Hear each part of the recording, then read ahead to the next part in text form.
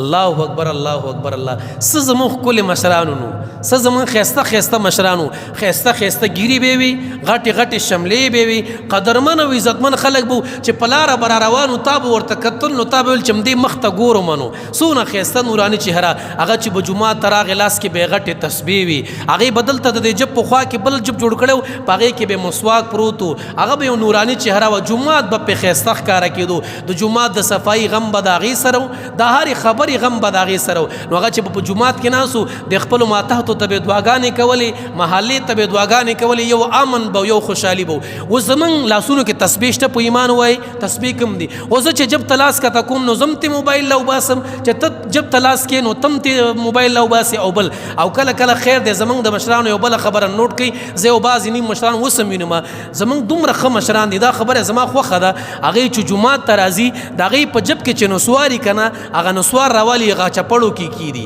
وایي ګوره دا نسوار دی زه جومات ته ځم نو دا خو بده خبره ده، خپل نسوار په چپړه کې کېږي ځان سره نه راوړي. دا د الله د کور عزت دی، دا د الله ادب دی، دا د الله احترام دی، داسې ادب پکار دی، دا ښه خبره ده. اوس په دې موبایل کې موږ سره کومه پلیتي ده چې موږ سره نشته دی؟ هره قسمه پلیتي، تصویران خو بیس بسیاره، هلکانو سره پکې ګانې شته دی، هلکانو سره پکې فلمونه شته دی، ډرامې شته دی، او خلکو په سکرین خپل تصویران هم لګولي دي، په دې وله رنګ هم راځي، دا زموږ په جوبونو کې پراته وي، خو موږ له هېڅ فکر نه راځي چې موږ جومات کې ولاړي، یا موږ جومات ته راغللو، یا موږ خدای ته ولاړي، یا موږ مونځ کوو، یا موږ عبادت کوو. نه نه نه نه، دا قصې تقریبا ختمې شوي دي. حالن کې چې جومات ته راځو د جومات به ټول آداب ګورو، چې څه د دنیا خبرې دي، د دنیا اسباب دي، آلات دي، هغه به د جومات نه بار پاتې، موبایل یې بند کا، بله قصه ده هغه خوا کا، ځان صفا سوتره کا او د الله مخې ته پاک ودرېږه، په عاجزۍ ودرېږه، په مینه ودرېږه، او صحیح په آرام مونځ وکړه، په اطمینان،